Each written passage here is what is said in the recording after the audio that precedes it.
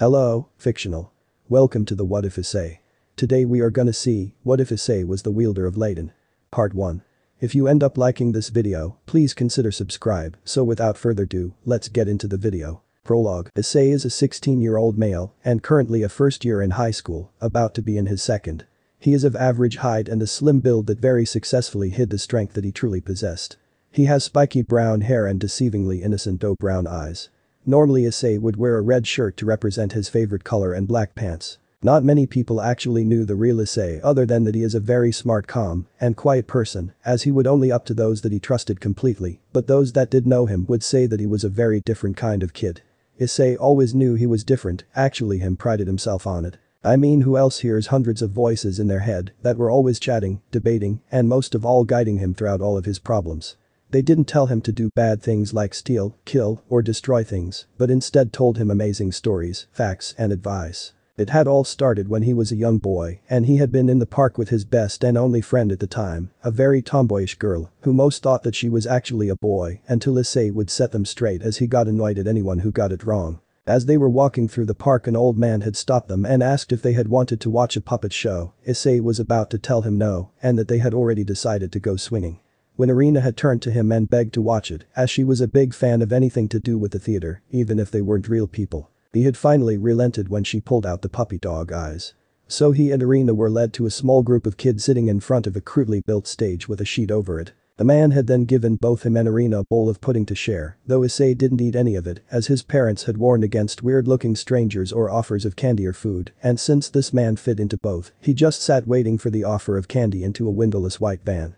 The man had then walked behind the stage and disappeared. A few moments later the sheet in front of the stage was lifted and two puppets appeared on the stage and started talking about all of the great things in the world. After a while Issei was bored out of his mind until the puppet on the left spread its arms and said, "But of all the great things in the world, nothing is better than that of a woman's oppai," as a flying oppai appeared above the two puppets. At this point Issei had gotten very interested and his mind had started to change to that of nothing but of thoughts of oppai and probably would have changed him into a lecherous fiend in the future if a voice hadn't all of a sudden started to speak in his head. The voice had been very masculine and gruff. It sounded irritated as it told Issei to snap out of the delusions going through his head. When the voice had first spoken, Issei had been very startled and had looked around for the source of it, getting some weird looks from Irina. The voice had then told him to stop looking around like a crazy person as he wouldn't find anyone. After this Issei had gotten very scared as his mother had told him about the time his uncle Akira, who had been put into a crazy house, as she had called it, when he had started to claim that he heard voices. At the point that Issei's fears had almost completely taken a hold of his mind, a second voice had spoken up telling the other one to be quiet and calmed Issei by telling him that he wasn't going crazy. At this point Issei had tried to ask them something, but when he had started to speak out loud, three voices hushed him and told him to reply in his mind. Issei had been very startled when the third voice had spoken up but had decided to comply. He had then asked in his mind, "Fine, but if I am not going crazy then who the heck are you people and why are you in my head?" If anything, their response had only confused him more when they had told him at the same time that their name was Ladon. He then angrily responded back, thinking that they were messing with him, "You can't all be Ladon, stop messing with me." The second voice had then spoken up, "Yes, I can see how that would be confusing, but in truth we are all named Ladon. Though I can see how that would be confusing, so how about we all take different names to help cause less confusion? You can call me Gareth." The third voice had then spoken up, "Well, if that is the plan, then you can call me the mighty Gallifrey, slayer of all opponents, and the most dashing of all the heads of the mighty Ladon." Issei could tell by the all of a sudden annoyed vibe coming from the other two that if they could, they would be face palming. Issei had the thought back, Mr. Gallifrey cowl. Sorry. I mean Mr. Gallifrey, slayer of all opponents, could I? And I'm the most dashing of all the heads of the mighty Ladon. Would it be fine if I just called you Gallifrey? Well, why didn't you ask earlier? Then we could have gotten through that question much quicker. At this point Issei thought that he himself was going to facepalm himself. It was quiet until the first voice had then spoken up, "If we are all taking names, then you shall call me Erebor," he said, clearly stating that any other name would not be accepted or appreciated. At this point, he felt Irina tapping him on the shoulder. Issei shook his head and looked at Irina and saw that she was annoyed by him refusing to pay attention to her and pinched his cheek. Irina was getting really mad now as Issei had still not responded to her. I mean, really, she had been tapping on his shoulder for about 2 minutes and he hadn't so much as acknowledged that she was even there. She was already upset because some other mean adults had come and ruined the puppet show. They were still over there arguing with the man, calling him a pervert and telling him that he should be ashamed at what he had been doing. After the other adults had come, she had turned to Issei to ask if he wanted to go swing now, but he was staring at the ground and wasn't moving. She had started to poke his shoulder, but he didn't respond at all. She then started to poke his arm harder and called his name, but he still ignored her. She then thought that he was being a big meanie and was doing it on purpose, so she then stood and pinched his cheek. Oh, hey, what was that for? Issei shouted. Irina just huffed, crossed her arms, and walked away. Issei got up and ran after her, leaving the adults to argue. Issei finally caught up to Irina when she stopped at the swings. He recognized the look she was giving to him. It was a look that she gave to people when they had made her really mad. Usually Issei was never one to receive this look, as he always tried to stay on her good side and keep her happy. Issei, instead of trying to plead his innocence, having tried that when they had first became friends and got nowhere, instead asked, "What did I do wrong this time?" Of course, like every other time that Issei had gotten on her bad side, Irina just looked away from him and huffed. Issei saw the way she was sitting on the swing and holding on to the chains going up the sides, as she barely rocked back and forth, and took the hint that she wanted him to push her. So he went behind her and started to push on her back, making the swing go higher. Issei had learned to always do what Irina wanted when she was in one of these moods, as it always made her calm down faster. Honestly, girls in their moods confused the heck out of him. He didn't know why they didn't just tell guys what the problem was, but he had just put it down to girls liking the attention guys would give them to cheer them up. After about 10 minutes of Issei pushing her on the swing, Irina finally stopped with the silent treatment and started to laugh as Issei pushed her higher and higher. Issei started to smile because he liked when Irina was happy, but his smile gradually went away as he dove back into his mind, trying to find the voices he had been talking to earlier. "Hello?" Issei mentally shouted, half hoping nobody would respond. "What do you want, kid?" answered Erebor. "Oh, I realized that you guys didn't answer my question from earlier. Why are you three in my head? And what made you think that there were only 3 of us?" asked a newer, more feminine voice. Issei was able to keep himself from jumping this time at the arrival of a new voice. "Who are you?" Issei could feel the new voice mentally smile as it answered back, "I am Ladon," with a teasing voice. Issei was about to get mad when the new voice started to laugh and continued, "But you can call me Sareba." Issei decided that he didn't want any more surprise voices popping up, so he asked, "Is there any more of you all that I should know about?" This time it was Gallifrey that responded, "Well, there is 102 minds in here, even though there should only be 101, that is you and us 100 that are Ladon, but there is another mind that is separate from us, and hey kid, are you even listening?" He asked in an offended tone. He was Gallifrey, the slayer of all handsome. Wait, no, it was Gallifrey, the slayer of Ladon. No, that wasn't it either. That doesn't matter. The kid should have been paying complete attention to him, no matter what name he had chosen. Issei had almost fainted when he had said that there was over 100 voices in his head. How could he not be insane? It took all of the voices to get his attention back to them, and when he did, he almost screamed out loud to them to tell him exactly who they were, what was a Ladon, and why they were all inside his head. This time it was Gareth who decided to answer Issei's question first of all. "We have told you who we are Ladon. Well, we were until our physical body was destroyed and we were placed into a sacred gear. Ladon was what you humans would call a Greek mythological creature, meaning we are supposedly made up. We were a dragon that had 100 heads, and we guarded a tree in the Garden of Hesperides. This tree was very special as this tree bore golden apples. One day we were doing as we always did and were laying wrapped around the tree, arguing amongst ourselves what the point in guarding the tree was, as very few people ever came to the garden and only the Heliades would ever stay. They were always nice to us and fed us only the best of what they gathered. We then saw the figure of a very buff man standing a good distance away. We thought nothing of it, as our job was to guard the tree and only the tree. If he wanted to wander through the garden, then power to him. It wasn't until a few moments later we saw an object headed straight for us. We were able to figure out that it was an arrow. We didn't move as our scales were able to block all objects from piercing into our skin beneath them, but it wasn't until it was too late that we smelled it, Hydra blood, the only thing that could melt our scales. It went straight through and hit our heart. The pain was so great that we passed out, and since then we have been, I guess you could say, sleeping, but from where we were able to watch the world progress along with heaven in the underworld. It wasn't until 8 years ago that we were able to gather the strength to find a suitable host for our sacred gear, and lo and behold, just as we gathered our strength, the finest host we have seen so far takes his first breath of air. Since you were a newborn, your mind was a lot easier to find residence in, as since your mind was still developing and was able to expand, a lot easier for it to grow and accommodate us. Although when we did, as you would say, take up residence, we noticed another presence. We have tried to contact him many times, but he either doesn't want to talk to us or he is still asleep. But anyway, since then we have just been waiting here gathering our strength for when you would need us. Issei, being already very intelligent for his age, processed through what Gareth had told him. Finally he came upon something that confused even more than what he had been told.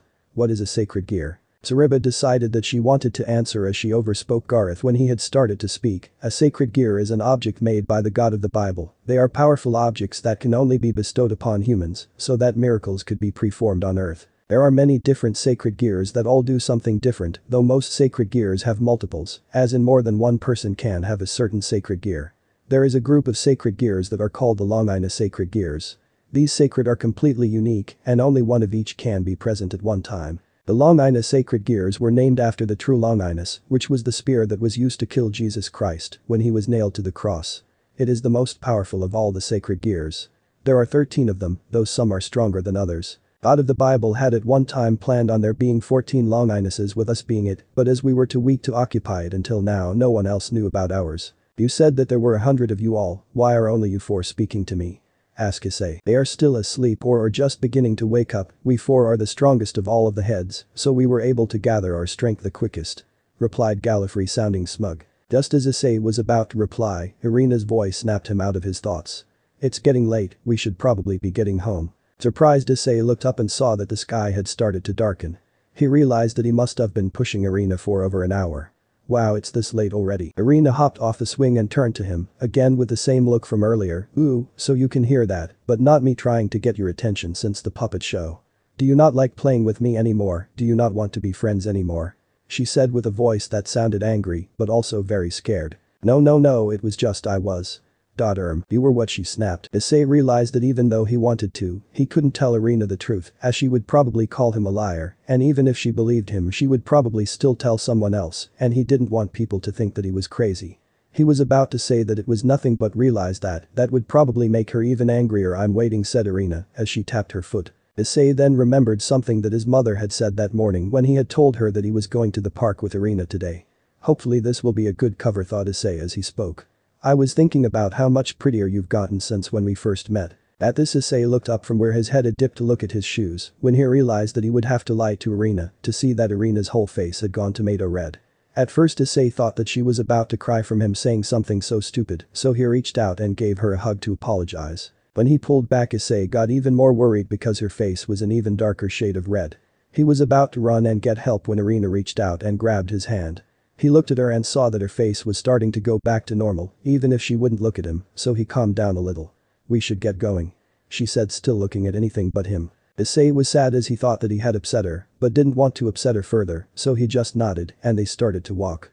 As they walked, Issei realized that Irina still hadn't let go of his hand, but thought that it was because she was afraid of the dark. On the other hand, Irina's thoughts were on Issei saying those same words to her on their wedding day, effectively making her go red again. That night Issei was going over all of the things Gareth had told him and found something else that he didn't understand, so he decided to see if the voices in his head ever slept. Is anyone awake? He called into the echoes of his mind. What do you want, kid?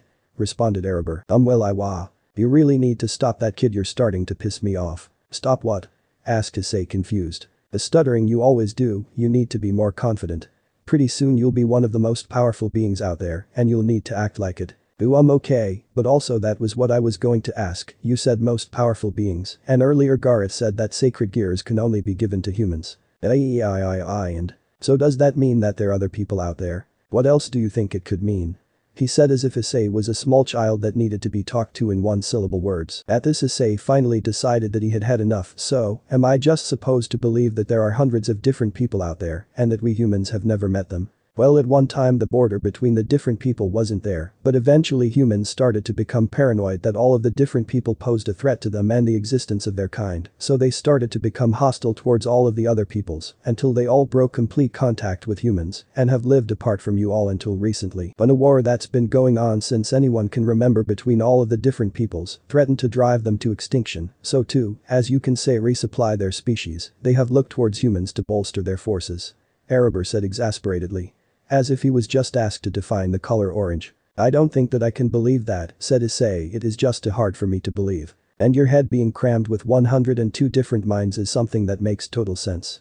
Erebor asked. It's either I believe that you all really are Ladon or accept the fact that I am insane and start picking out the colors for my padded cell. Erebor let out a grunt and told Issei that he was done with the conversation before fading into the depths of Issei's mind. Issei, worn out from all of the information that he had learned during the day, just rolled over and fell asleep, wondering what life would have been like if Ladon hadn't arrived during the puppet show. It had been 3 weeks since the day at the park, and Irina had left yesterday. Apparently her father had gotten some new high-end job, and she and her parents were going to be moving to England. Issei had gotten very sad when he had heard the news and spent the whole week either playing with her or talking to the heads of Ladon. The voices were very smart, and all of them seemed to have some skill to teach him. Gareth and some of the other knowledgeable heads would spend hours telling him about the history of the world, about the great armies that walked the planet that fought for their amazing empires. About the most terrible of villains and their dastardly deeds that threatened all that was right, well, that was considered right by the majority of people. They would tell him all about the way that the world he lived in today was created. They even taught him about things that at first he still discarded as myths, and them just trying to pull one over on him. I mean, was he really supposed to believe that there were angels, fallen angels, devils, and all matter of other kinds of beings out there, and that for as long as anyone could remember the 3 largest factions have been at war? He was pretty sure that if there really was a war going on for that long, that the humans would have seen something. It wasn't until after much arguing with them, then he finally decided to give them the benefit of the doubt and listen to what they had to say. He was glad that he had, as the more that he listened to them the more that he was convinced that they were telling the truth.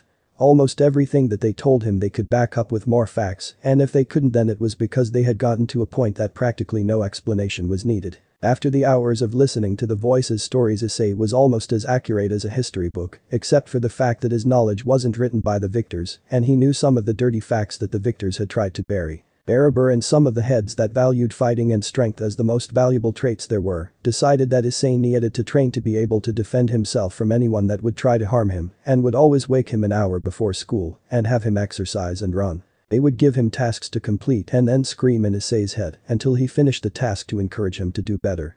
Sometimes they would haste Issei go into an empty field and make him spend hours training his body and practicing fighting moves of all different forms.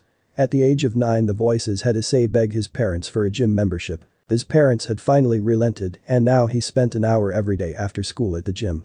They had finally taught Issei how to summon their sacred gear, and it had taken the form of 2 very thin long chains that surrounded both of Issei's arms. Both of the chains had a small metal hook which could pierce almost any material. The voices had told him that as he grew in strength, he would be able to summon more chains. He finally accomplished this goal at the age of 11 when he summoned his sacred gear and 2 chains appeared on his back. Unlike the 2 chains on his arms, these were supposed to be controlled with his mind, but he couldn't split his attention to all of the chains. Eventually at the age of 12 he had come up with a unique solution and had gave control of the chains on his back to 2 of the heads.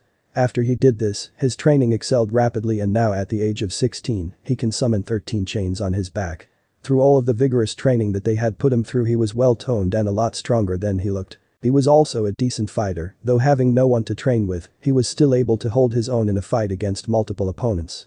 This was tested when Issei was in his 2nd year of middle school, when he had found a gang of bullies trying to harass a young girl into being the leader's girl. Issei had jumped in and told them that if she wanted to date a guy who is 3 tons and smells like a sewage pipe, then she could find a hippo at the local zoo, at least she'd have a better smelling boyfriend. This had made the girl chuckle and the lead bully lash out at Issei, who ducked under his blow and struck the bully in his armpit, making his arm go completely numb. Seeing this kid mess with their leader angered the other bullies, and they had tried to all gang up on him, but because he was smaller, he had dodged in between them and ended up making them fight each other as he grabbed the girl's hand and ran off with her. He later learned that the girl's name was Mia and that she actually lived very close to him. Balafree and some of the voices who valued stealth and trickery decided that if Issei ever encountered a foe that was too strong for him, that he would need to learn how to be fast, quiet, and nimble. They taught Issei in various unusual ways, as they would critic his every movement as he would go throughout his day and would lead him to dangerous places and then withdraw and watch and usually laugh as he tried to escape undetected. Once when he was 12, his mother had taken him to watch her friend's oldest daughter play for her softball team at an all-girls school called Kuo Academy. While his mother had been talking to her friend, Gallifrey told Issei that it was a perfect opportunity for some training. They had then have him close his eyes as they directed him to some place. Issei didn't know how they did it, but the voices were somehow able to see without looking through his eyes. When they had arrived they told Issei to open his eyes. When he did he couldn't see anything as the lights were off. He had just started to feel around for the light switch when the lights had shot on and many voices had appeared, female voices. Issei's eyes grew to be huge when he realized where he was, the girls' locker room. By the sound of the voices that were getting closer that he didn't have time to escape, so instead he jumped into one of the empty lockers and quickly shut it. The next 10 minutes were the best and worst of his life. The best because he had a whole room full of half-naked girls undressing in front of him, and the worst because he knew his parents would be very upset if they knew what he was doing, as they had always told Hyam to respect women and to never invade their privacy. After the girls had finished changing and left, he had shot from the locker and to the closest bathroom, saving the last 10 minutes to memory, as he never planned on doing that again, as even though he enjoyed the show, he knew it was wrong. Through all of the years of training his stealth and quietness, Issei soon developed a way of walking that resembled that of a strong predator, and his footsteps didn't make any sound, even if he was walking on a mound of dry leaves. The other mind that Gallifrey had mentioned still hadn't talked to Issei or any of the other voices, so he didn't know what or who it was. Sariba and some of the other voices valued something completely different than what the other voices had taught him. They stated that they were going to teach him how to do something that at first he didn't believe that they could, until they proved it. They taught him how to use magic, and as unbelievable as it seems, it's true. At first, casting any magic at all had been very draining on Issei and left him bedridden for 2 straight days, while his mother fretted around him the whole time. When he had not gotten up for a straight day, his mother finally took him to the doctor and had them examine him. They had told her that he was just overly exhausted and asked if Issei did any sports or anything that would cause this. After a while, they seemed to come to an agreement that it was just Issei had worked out at the gym for too long and that he needed to cut back a little. After that, his mother became very involved with Issei's workout process, which displeased Erebor as she would always stop Issei before Erebor said that he could stop. After that first attempt at magic, Sariba decided to go a different route and build up his magical reserves first. She did this by making him constantly drain his magic into a small stone until he had barely any left. At this time, he was able to do as she called mid-level magic. He had learned how to teleport when he was 13. He would never forget that day, as that was the day that he met one of his closet friends, although he doubted that if she had it her way they wouldn't just be friends and he would already be a father. It had started out on one of the days that Issei had set aside for magic practice. Sariba had told Issei that today he was going to learn how to teleport. She first had him meditate and block out all but her and the other 3 voices instructing him at the moment. They then had him draw on the dirt for what seemed like hours, correcting lines here and there. She had told him that the plan was that he was going to teleport to the other side of the field that he was currently standing in. After about 2.5 hours of drawing, she finally told him to stop and for him to stand in the middle. Carefully to not touch any of the lines, he followed instructions. She then told him to focus all of his magic into the symbols and to think of appearing on the other side of the field. He started to follow her instructions and focused his magic, but right as he was about to teleport, his stomach rumbled and his thoughts changed to food and a new restaurant in town that his parents had taken him to. But the flash of bright white Issei was gone, leaving nothing but a symbol on the dirt. Issei had then appeared in the alley right across the street from the new restaurant. At first he was really disoriented and couldn't figure out where he was. He finally came to his senses when he saw the building. Issei finally then realized that Sariba and all of the other heads were trying to get his attention. When he finally focused on them, they started asking if he was fine and if anything seemed wrong. He had responded that he was slightly disoriented and that other than that he felt fine. He was about to exit the alley when he heard a loud crash and a scream. Issei, being the caring person he was, wasted no time and sprinted to where the sound had come from. He finally arrived at a rundown old warehouse in which loud crashing and shouts were coming from. He had then run into the warehouse to see 2 men, one holding down a woman. He looked very slim and short, he had black hair and poisonous green eyes, and the other holding a sword in a position that suggested that he was about to kill the woman. His appearance was one of American football linemen. He was tall and very buff, his hair was blonde and his eyes were yellowish looking. The woman they were holding down was a very beautiful woman with long straight black hair. She looked like she was wearing a kimono. She was covered in scratches and bruises and looked as though she was about to pass out from exhaustion, as her attempts to escape were barely noticed. Issei decided that he couldn't just stand there and watch, so he did something that made all of the voices wonder if Issei really was fine and didn't suffer any permanent brain damage. "What the hell do you think you're doing?"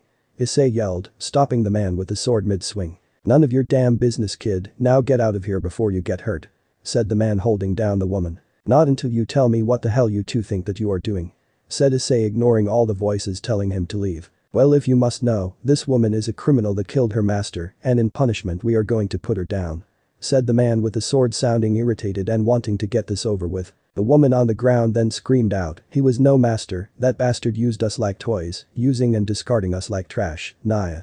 He was going to touch my sister and I wouldn't let that happen.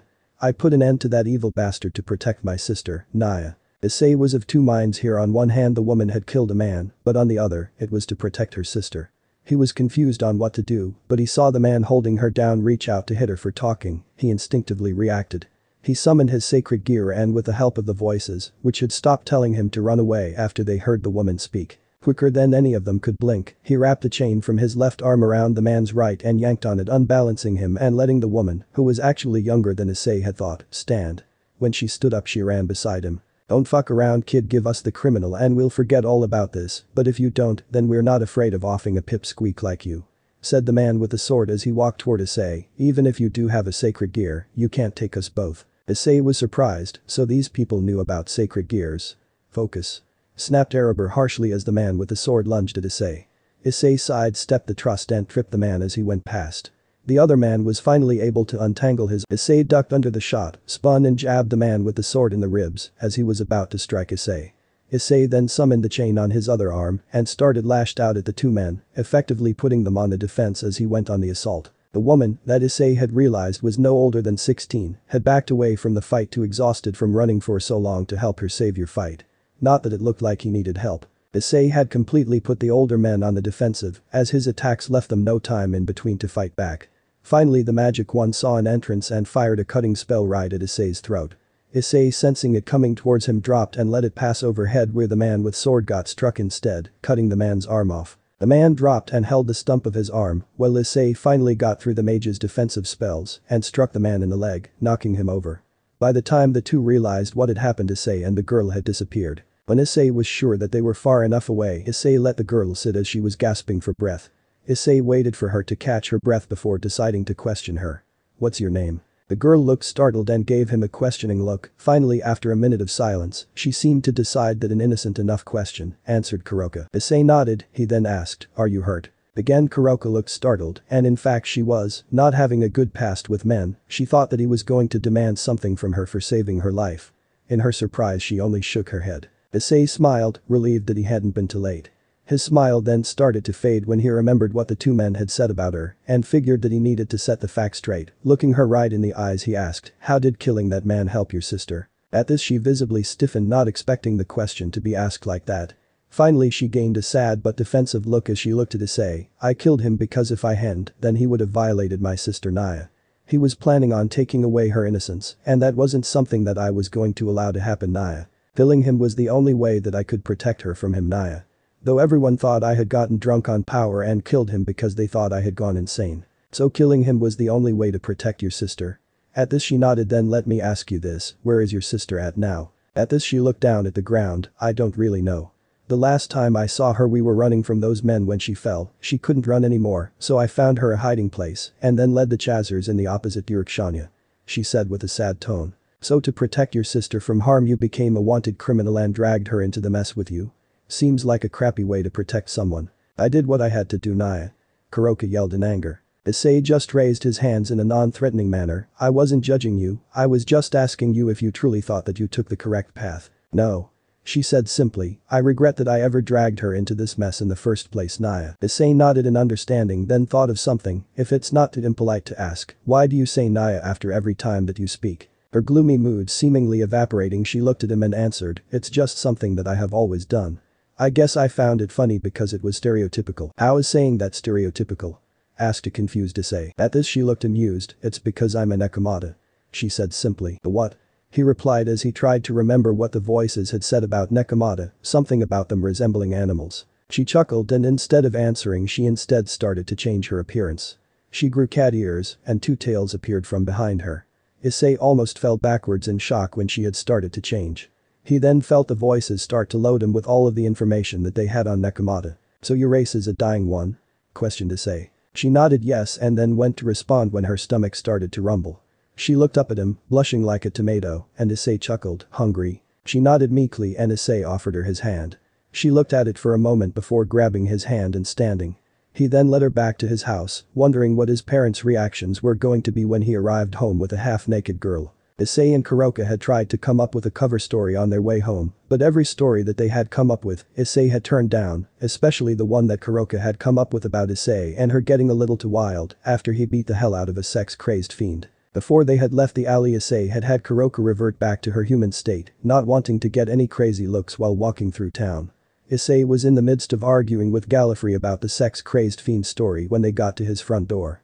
Issei let out a sigh and opened the door, deciding to wing it. Mom, I'm home. Ooh, Issei, welcome home. I hope that you haven't overworked yourself again. Well, anyways, wash up. Issei's mother had walked around the corner to see her little Issei standing beside a girl, and not only a girl, but a half-naked one. Darla, give Issei the benefit of the doubt. He was smart enough not to be getting into this at such a young age. Issei, why is there a naked girl standing in my living room?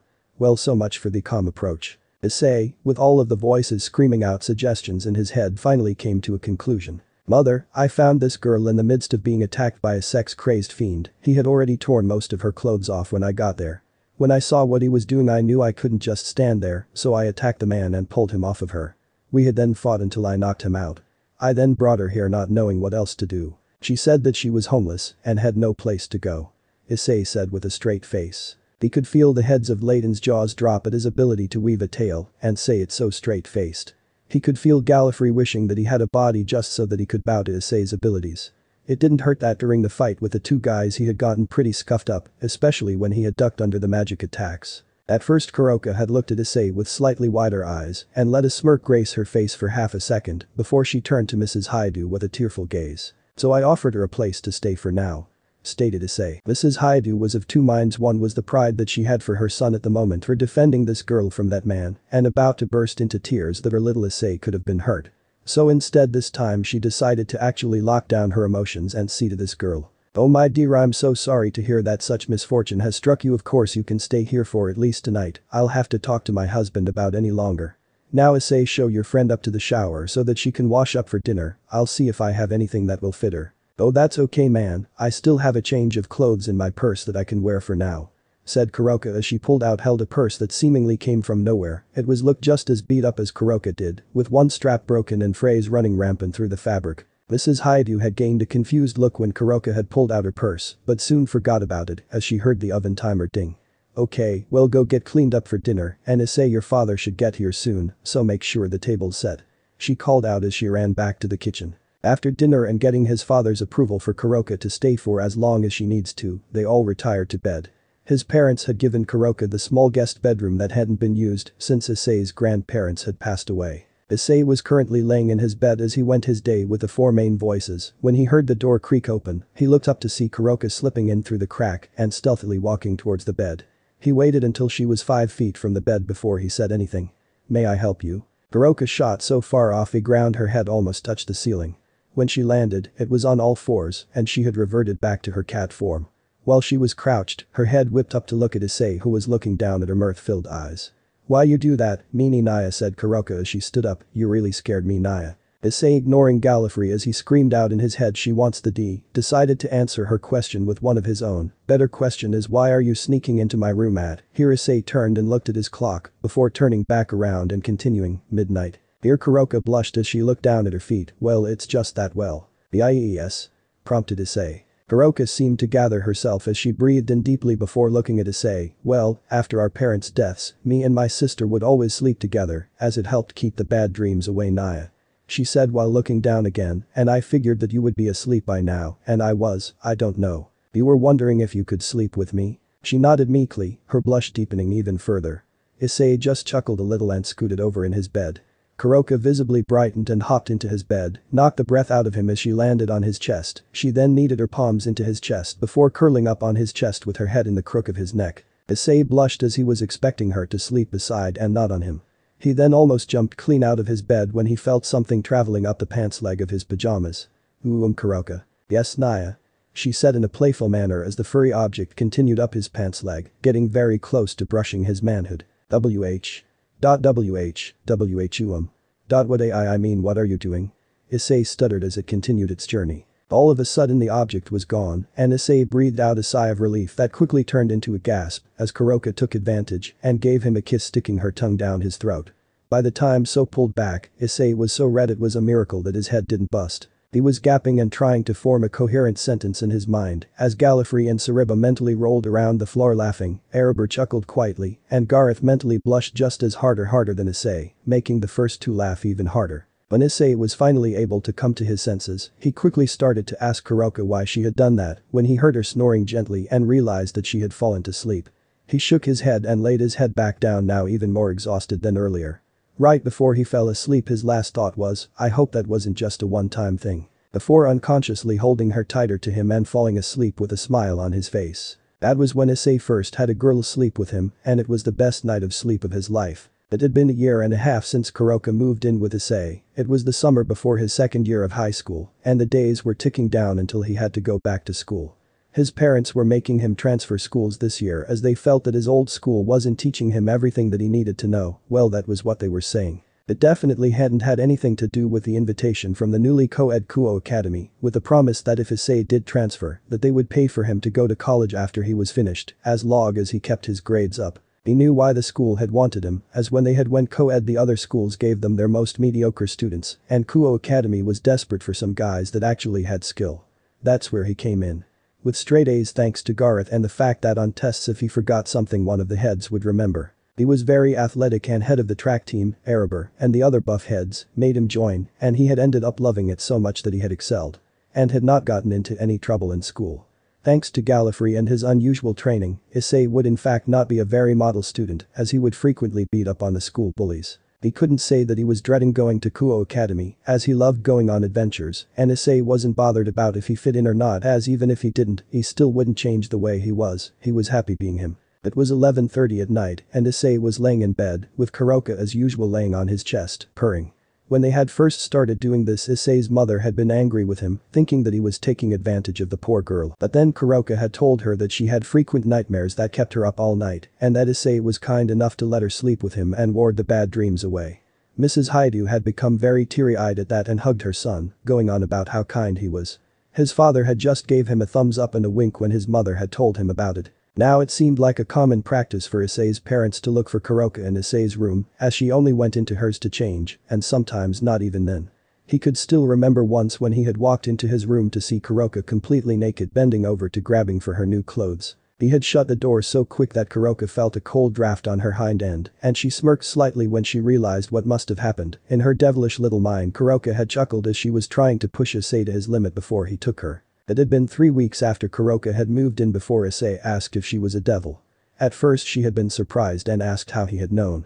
He had answered that he had guessed after hearing about her having a master, which would mean that she could have been in a devil's peerage, and that she killed her master as some devils do, which would explain why the two men had been after her and said that they were sent to put her down. At first she had been afraid that he was going to kick her out, but after he had treated her just the same as he usually did and let her continue to sleep with him, she had been delighted and fell even deeper in love with him, knowing that he had accepted her for her. She had been sad that Issei said that she couldn't go to school with him until he pointed out that she was still a wanted criminal and there might be devils placed in the schools looking for her.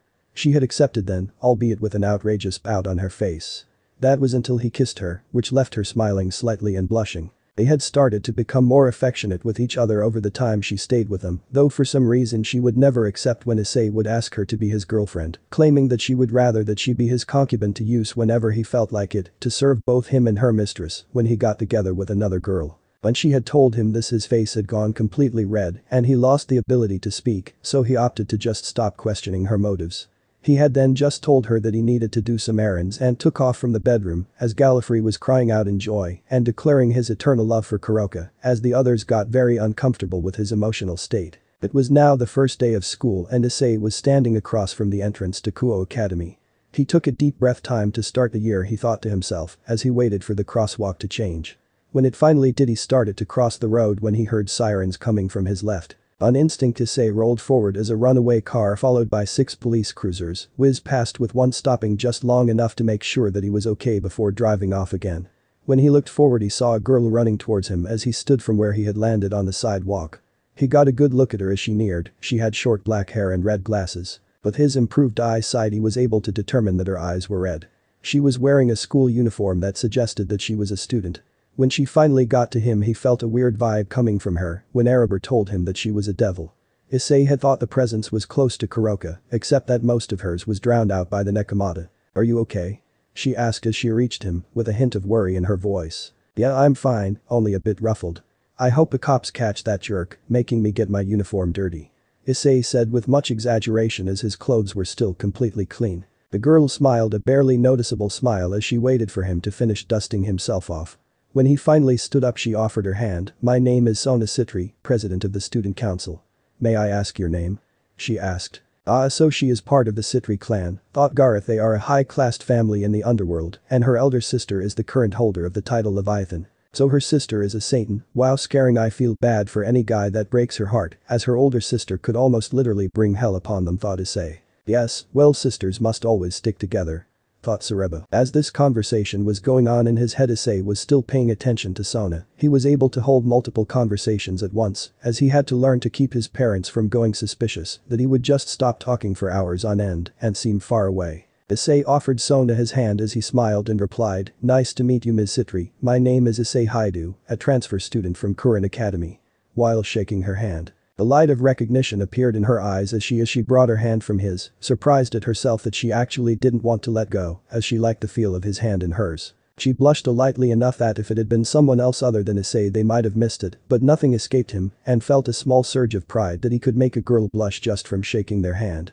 "Oh, yes, Mr. Hyoudou, we have been expecting you, though not so early as there is still about 45 minutes until school starts," she stated as she beckoned for them to start walking towards the school. As they walked they discussed about his classes, his old school, extracurriculars that he was interested, and about how his transfer had been. He had liked talking to Sona as she seemed very intellectual and didn't look like she would put up with any nonsense. They had walked until they were in front of a building that looked like it was the gym. All of a sudden screams rang from the building, and the doors burst open as two guys rushed out, pushing Sona as they went by, as a bunch of girls rushed out of the building after them. Issei had caught Sona before she fell back and narrowed his eyes as he looked at the two guys as they started to circle back. He saw that one was bald and looked like he had used to be a jock, as he had the build. The other had straight black hair and broken glasses. As they ran behind Issei, one of his chains shot out from his pants leg and wrapped around their legs, tripping them. He then quickly retracted it and looked toward Sona, who had started blushing a bit again after he had caught her by the waist. As they had started walking again, screams rang out from behind them as the girls beat the guys with kendo swords. He glanced at her, wondering what she was going to do about it, but she acted like she heard nothing. Although she did have a little smirk on her face when she heard a higher-pitched scream and one of the girls yell out right in the nads. They finally reached the office when another girl ran up. This girl was taller than Sona, she also had black hair but a lot longer, and glasses except her was green. When Issei saw her eyes he would say that they were a honey color. She wore the same uniform as Sona, which he had learned was the girls' uniform for third-year girls. When the other girl had reached them, she bowed to Sona before she realized that Issei was standing there. She stood up in a hurry and blushed. Issei smiled at her as Sona introduced them. "Issei, this is my vice president Tsubaki Shinra. Tsubaki, this is Issei Hyoudou, the new transfer student. Nice to meet you, Ms. Tsubaki," said Issei as he shook her hand, realizing that her blush that had seemed to be fading started to come back. "Likewise," she said. As the introductions were going on, Issei was listening to Gareth as he told him about the Shinra clan. Interesting that someone born to a family that purifies evil spirits would become a devil, Issei thought as he got the same vibe from her as Sona. Gareth then told him that Tsubaki must be one of Sona's peerage, as her devil signature was similar to Sona's. Issei had spoken to the two girls until Tsubaki remembered that they were needed in a meeting and excused themselves. Issei chuckled on the inside as he kept seeing Tsubaki taking peeks back at him. After they had left, Issei walked up and knocked on the door to the principal's office. An hour later Issei was excused from the office to his first period. Oh great, thought Issei as he walked, it's going to be like one of those stereotypical new guy welcomes. I'm gonna walk and ride in the middle of class and the teacher is going to have me introduce myself to the class. Then the girls are going to whisper to each other as the guys make loud observations about me. Oh, how right he was. As soon as Issei opened the door everyone stilled, staring straight at him. As the teacher introduced him he scanned the room and to his disappointment saw the two guys from earlier. I just had to be in class with them, and seen by the lack of empty seats other than the one right in between them he could already guess that was where he was going to be placed. He really could be a genie, said Gallifrey as Issei's prediction once again became correct, as the teacher had made a small show out of finding a seat for him when there was only one empty one. As Issei sat down the guy in front of him turned and introduced himself. Yo man, I'm Mitsuda and behind you is my best bud Motohama. We are kinda famous around here and got a lot of plans, but I'd be willing to take you under my wing and guide you, and maybe when I'm king of this place, I'll allow you to be our jester. He said in a smug voice as he reached out to shake Issei's hand. Issei looked around the class and saw the teacher had went back to whatever he had been on when Issei had come into class. He looked around at the other students in class and saw the ones looking at him and Mitsuda shaking their head vigorously. Issei then looked back at Mitsuda, who was still smiling. I am better than you, smile at him, waiting for Issei to shake his hand. Issei then asked back, where's that hand been, other than your pants? Here he whipped his hand back as though he had been burned. You should know better than to talk to your betters like that. He said angrily. How can be single and spending all your time with another guy as you jack off and sink make you better than me? Issei asked to the shock of Mitsuda. You should see all the tale I've seen in my life, man, and not through a video either. He said smugly, you probably have never seen a naked woman before. Issei shook his head at the stupidity that this guy was showing. Did he enjoy being embarrassed? So, hiding out in a girl's locker and watching her undress until you're caught only to be beaten nearly to death makes you a player. At this point Mitsuda was grinding his teeth together. Fine, you want to talk a big game, then I hope that you can back it up, cause after school I'm gonna teach you some respect. Issei just gave him a carefree smile and looked past him at the board to where the teacher had started to turn, while the students that had heard Issei put down Mitsuda laughed into their hands. Please pay attention, students, this is very important for you to remember, said the teacher when he saw that more than half of his students weren't paying attention. For the rest of the day Issei sat in his chair and watched the clock and staring down Mitsuda every time he turned to glare at him as he went over the knowledge of devils being in the school. He was sure happy that Kuroka hadn't come. Any time the teacher would ask Issei a question, Issei would answer with answers so accurate that they could have come from a textbook, which they had, as Issei had read all of his textbooks 3 weeks before school started when he was bored one day and Kuroka had been sleeping. When the bell had rung, Issei was immediately bombarded by students trying to introduce themselves. It was about 20 minutes later that he was finally able to get away. As he was walking, he saw a pale face looking down at him from the window of an old building. She had crimson red hair and she was looking at him with what looked like interest. He smiled and waved at her, she smiled back and then disappeared. He shrugged and started to walk again when, "Hey asshole," came from behind him. Issei heaved out a loud sigh and turned and looked behind him as Mitsuda and his friend ran towards him. Other people had of course heard him and were now coming closer to get a better look. As Mitsuda ran, he stuck out his arm to hit Issei, who only shook his head in disbelief as he ducked under his arm and let him pass. Mitsuda turned and ran for him again, but his eyes flicked to behind him for a second, so this time Issei just spun out of Mitsuda's way as he and Motohama passed each with their place to where Issei's head had been. For the next hour the two of them made fools out of themselves as they both continuously dodged their attacks without making any attack of his own. Finally Motohama collapsed out of breath as Mitsuda bent over, breathing heavily. "Are you done?" asked Issei, thoroughly annoyed by the two's antics. "Yes, they are," said a voice from the crowd, which split apart to reveal Sona, who walked over to them. "Thank you for not resorting to violence, Mr. Hyoudou, I'll take care of them now, you may go." Issei nodded and started to walk away when he heard, "Oh hell no," and out of the corner of his eye, saw Mitsuda running straight for him with his fist raised again to strike Issei. Issei, finally fed up with this guy's shit, turned and slammed his fist right into his face, knocking him out cold. Everyone was quiet as Mitsuda's unconscious body fell to the ground, shocking even the heads of Ladon as they went completely quiet along with the crowd. Issei, not sparing Mitsuda a second look, instead looked to Sona, who was gaping with the rest of them. "Sorry," Issei said simply, but he had finally gotten on my last nerve. No, it's fine," said Sona as she was still trying to make sense of what had just happened. "You acted in self-defense, so you're in no trouble, though the principal might want to speak to you tomorrow." Issei only nodded and started to walk off again. Sona finally had gotten herself under control and had two guys in the crowd help bring the two to the nurses. As the crowd's shock finally subsided, cheering broke out as the girls' sports teams all cheered out Issei's name. Issei, being already 2 blocks away, heard the cheer. He let it bring a small smile to his face as he walked away. It didn't hurt that as he walked he had Gallifrey and Erebor debating on the highlights of the fight, Gallifrey for the agility that Issei had used to dodge the attacks, as Erebor argued that it was Issei knocking the guy on his ass. When Issei was walking, he came to a bridge with a pretty girl sitting on the rails, seemingly waiting for something, until she heard his footsteps and looked up at him. The small frown on her face was instantly replaced with a beautiful smile as she ran towards him.